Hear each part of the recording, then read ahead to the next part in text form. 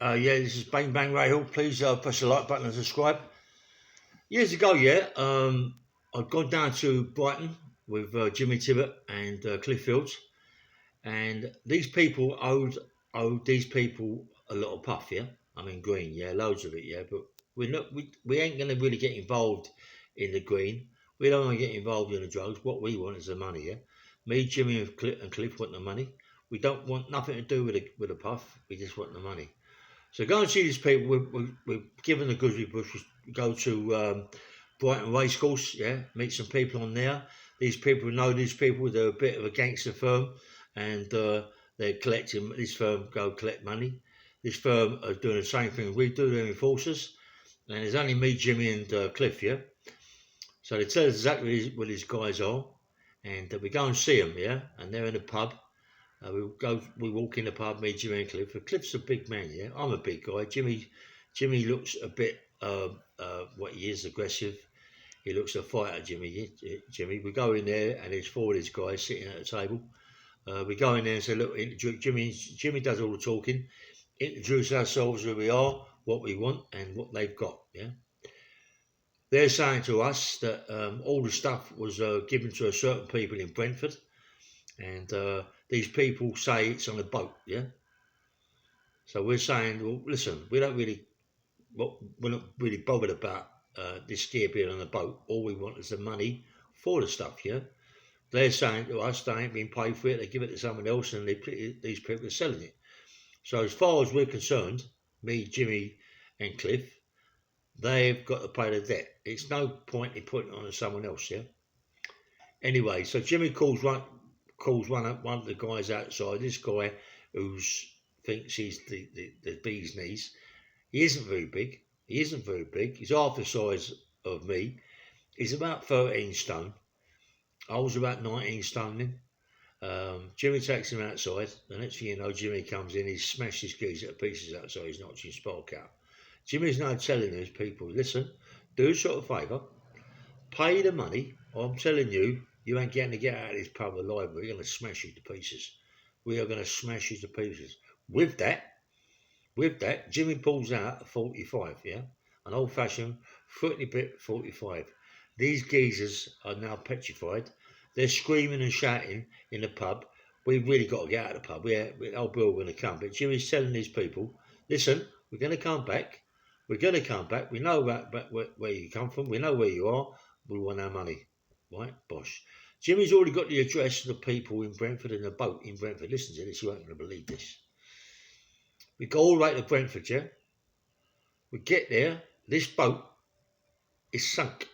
This boat ain't on top of the water, mate. It's halfway down, halfway up. This is a joke, mate. You wouldn't believe it. I get hold of my mate, Jamie. I ain't saying his second name. I got hold of my mate, Jamie, who lives in Brentford. Gets one of his mates, who's a diver. I'm joking. This is a God's honest truth, yeah? Who's a diver. This diver jumps into the Thames with a suit, goes in underwater, comes back with a yellow plastic bag, big hold-all bag, yeah, yellow, bright yellow. Brings it up, opens it up. What do you reckon's in there? Money, money. This is money, mate. This is a lot of money, yeah. So when Jimmy opens it, he's gone. We've had a touch here. Right, we've got to pay about X amount to these people. All the rest is ours, yeah. All the rest, we go and see these people. What is it? It's counterfeit money. This money, look, the business. It's all counterfeit. It's no good to us. It's no good to us. We might be lucky enough to get X amount of money for it, but it doesn't.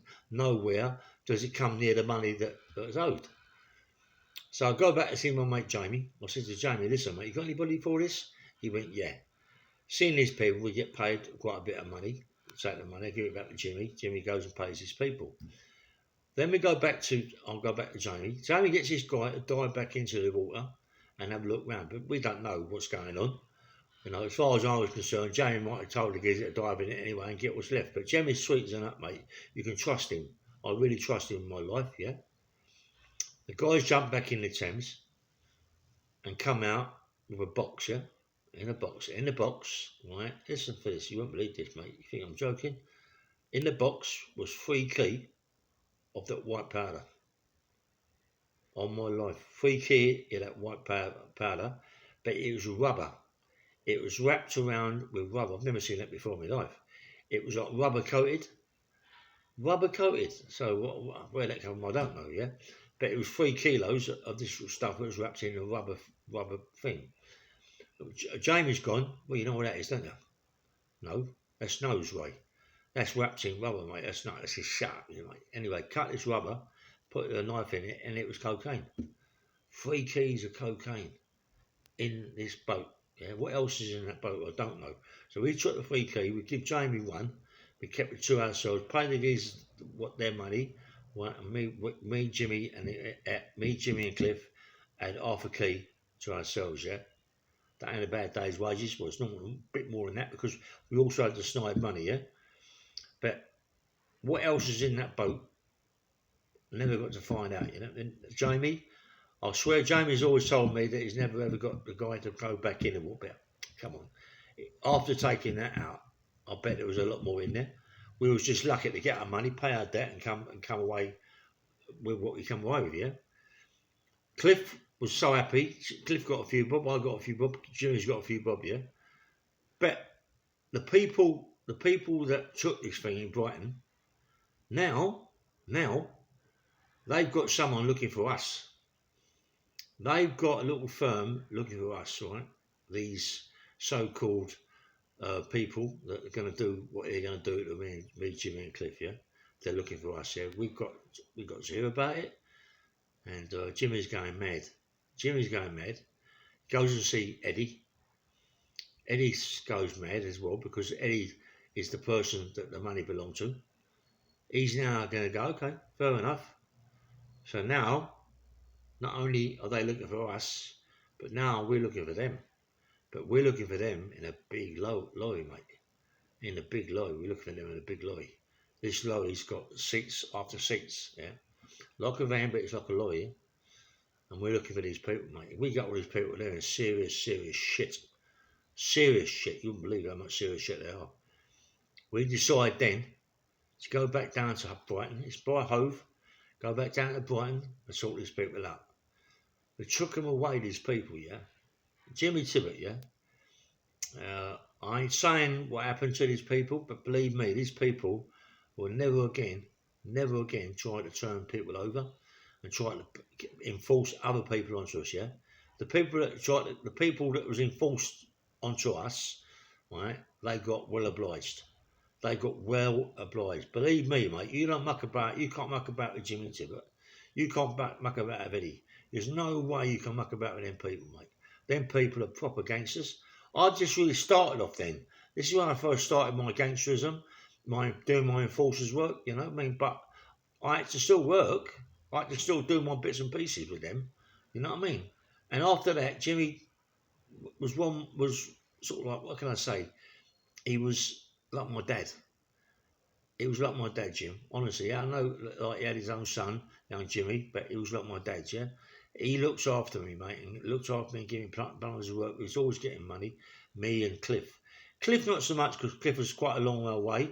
We had to meet Cliff at the stations and all that. But me, I mean, I used to, sometimes there's a couple of guys that I used to work with, people that have retired now from the fighting game, people that I don't really put their names up, you know what I mean?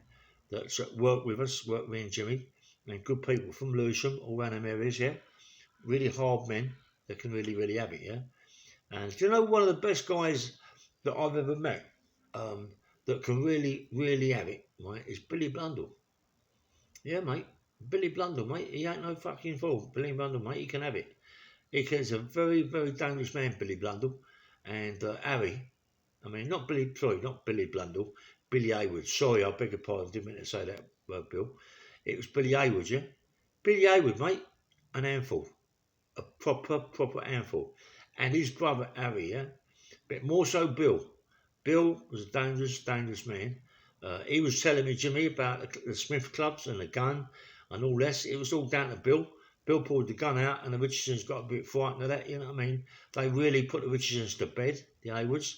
Haywoods was a bad little company, mate. That was a bad firm and they were dangerous. They really was dangerous. Deptford, Catford, Woolwich, all round them places, they were dangerous, mate. Blackheath, I mean Eddie and Charlie was around Peckham area, all that area, but and New Cross and all that, and around them areas. I mean, I think Eddie and Charlie were the governors of all the areas, but Billy Haywood, when the people get older, other people take over, don't they? You know what I mean? You got this big shoot up in Smiths, and it was Jimmy Tippett that took the gun. I mean, Jimmy Tippett, I love him, mate. He's a man. Rest in peace, Jimmy Tippett. I love him, mate. He was like my dad. You know, me and him done some really, really bad things together.